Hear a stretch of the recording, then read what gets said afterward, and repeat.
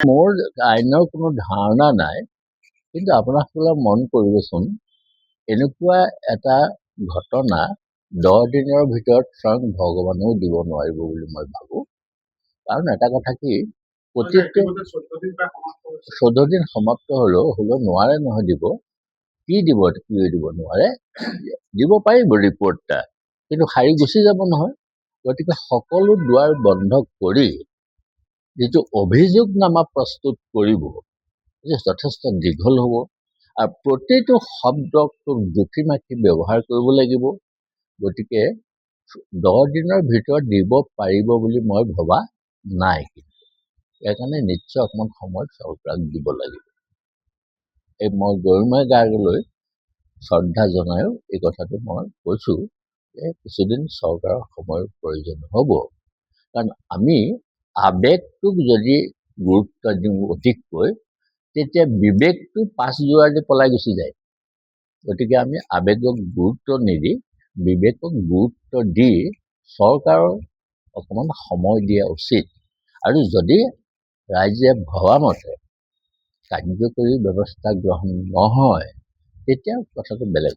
আৰু সেই কাৰ্যনিৰ্বাহক সভাতেই কিছুমান প্ৰস্তাৱ আমি লৈছিলোঁ, আৰু সেই প্ৰস্তাৱবোৰৰ ভিতৰত প্ৰথম প্ৰস্তাৱটো আছিল জুবিন গাৰ্গ সম্পৰ্কীয়।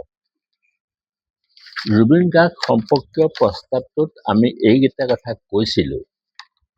শিল্পী সম্ৰাট জুবিন গাৰ্গৰ অকাল মৃত্যুত শিলচৰত অনুষ্ঠিত অসম সাহিত্য সভাৰ 2025-27 বৰ্ষৰ তৃতীয় পূৰ্ণাংগ কাৰ্যনিৰ্বাহক সভাই গভীৰ দুখ প্ৰকাশ কৰে আৰু শোকসন্তপ্ত পৰিয়ালবৰ্গলৈ সমবেদনা জ্ঞাপন কৰে। শিল্পীগৰাকীৰ ৰহস্যজনক মৃত্যুক লৈ সামাজিক মাধ্যমত প্ৰকাশ হোৱা বা বাতৰিৰ প্ৰতি সদিচ্ছা প্ৰকাশ কৰি অসম চৰকাৰে অনুসন্ধান কৰাৰ বাবে আজি সভাই চৰকাৰক ধন্যবাদ জনায়ো ক্ষিপ্ৰ গতিৰে নিৰপেক্ষ তদন্ত কৰি প্ৰকৃত দোষীয়ে শাস্তি পোৱাটো অসম সাহিত্য সভাই বাঞ্ছা কৰে। দোষী সাৰি যাব নোৱাৰাকৈ সকলো তথ্য পাতি বিজ্ঞানসন্মতভাৱে অভিযোগনামা দাখিল কৰিবলৈ অসম সাহিত্য সভাই চৰকাৰক দাবী জনায়। আৰু লগতে জুবিন গাৰ্গক লৈ ৰাজনীতি নকৰিবলৈও সকলো পক্ষকে অসম সাহিত্য সভাই বিনীতভাৱে অনুৰোধ জনায়। এইটো আমাৰ মূল প্ৰস্তাৱ আছিল। তাৰপিছত 4 বজাত যেতিয়া আমাৰ কাৰ্যনিৰ্বাহক সমিতি শেষ হ'ল, তেতিয়া গোটেই সাংবাদিকসকলে মোক বেৰি ধৰি পেলাই নানা ধৰণৰ প্ৰশ্ন সুধিছিল, আৰু সেই সকলো প্ৰশ্নৰ আনকি তেওঁলোকৰ ষ্টেচনটোৰ নামটো যে সলাব খুজিছে, এই পৰ্যন্ত আমাৰ পৰা তথ্য বিচাৰিছে। এই সকলো কথা তেওঁলোকক বুজাই ক'লো। শেষত জুবিন গাৰ্গৰ কথাটো যেতিয়া ওলাল, তেতিয়া মই কৈছিলোঁ যে মোৰ আইনৰ জ্ঞান তেনেই সীমাবদ্ধ, মই নাজানো, কিন্তু মই এইটো কথা ভালকৈ জানো যে ঘটনাস্থলীত উপস্থিত নোহোৱাকৈ এটা তদন্ত সম্পূৰ্ণ হ'ব পাৰে নে নোৱাৰে, এই প্ৰশ্নটোৱে মোক সদায় কিছু কষ্ট দি থাকে। আৰু সেইকাৰণে মই তেওঁলোকক কৈছিলোঁ যে ছিংগাপুৰত অসম সাহিত্য সভাৰ এটা শাখা আছে। এই শাখাটোৰ সভাপতি আছিলে অভিমন্যু তালুকদাৰ, যিটো কথা এতিয়া ওলাই আছে, আৰু এজন নলবাৰীৰ যুৱক বাদিছ বুলি কিবা এজনৰ নাম তেওঁৰ। তেতিয়া মই তেওঁলোকক ক'লোঁ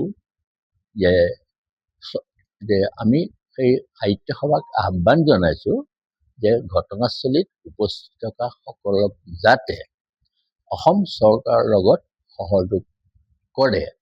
তেওঁলোকক ব্যক্তিগতভাৱেও ফোনত লগ কৰিবৰ কাৰণেও আমি চেষ্টা কৰিছোঁ, কিন্তু ফোনত তেওঁলোকক পোৱা নাই। আনকি ফেচবুক মেছেঞ্জাৰৰ যোগেদিও আমি তেওঁলোকৰ লগত চেষ্টা কৰি সফল হ'ব পৰা নাই। গতিকে মই এইটো কথা কৈছিলোঁ যে যদি চৰকাৰে বিচাৰে তেতিয়াহ'লে আমি অসম সাহিত্য সভাৰ যিটো শাখা ছিংগাপুৰত আছে, সেই লোকসকলক বুজাই মেলি ভাৰতলৈ আনিবৰ কাৰণে বা অৰ্থাৎ অসমলৈ আনিবৰ কাৰণে অসম সাহিত্য সভায়ো ছিংগাপুৰ শাখা সাহিত্য সভাৰ লগত যোগাযোগ কৰিব পাৰে। এই ধৰণে কথাটো কোৱা হৈছিল। কিন্তু তাকে সজাই পৰাই মই ছিংগাপুৰলৈ যাম, ছিংগাপুৰলৈ গৈ ৰাজহুৱা টকা পইচা খৰচ কৰিম, এনেকুৱা ধৰণৰ নানা বাতৰি ওলাল। আৰু তাতোতকৈ ডাঙৰ কথা, যিটো বাতৰি ওলাইছে সামাজিক মাধ্যমত, মই সামাজিক মাধ্যম নাচাওঁ কাৰণ সিমান সময় মই দিব নোৱাৰোঁ। সামাজিক মাধ্যমত যিটো বাতৰি ওলাইছে তাত অসম সাহিত্য সভাৰ প্ৰতীকটো ব্যৱহাৰ কৰিছে আৰু মোৰ ছবি এখন ব্যৱহাৰ কৰিছে, কৰি এই যিটো পোষ্ট এইটো সজাই পৰাই দিছে। গতিকে মই আপোনাসকলক এটা স্পষ্টীকৰণ দিছোঁ, যাতে আনকি আপোনাসকলে বিশ্বাস কৰে নে নকৰে নাজানো, আজি যিটো ওলাইছে খবৰটো সামাজিক মাধ্যমত, দিল্লী বম্বেৰ পৰাও মোলৈ ফোন আহিছে, কলকাতাৰ পৰাও ফোন আহিছে, কথাটো সঁচা নেকি বুলি। তেতিয়া মই এইটো উদ্দেশ্য প্ৰণোদিত খাটাং ওলাই আছে, আৰু কোনে দিছে সেইটো আমি ধৰিব পাৰিছোঁ, কোন মানুহজনে এইটো কাম কৰিছে। গতিকে এইটো আপোনালোকে এটা স্পষ্টীকৰণটো যদি কাগজত নিদিয়ালৈকে মোৰ আচলতে ৰাতি টোপনি নাহিব। গতিকে এইটো আপোনালোকে এটা স্পষ্টীকৰণ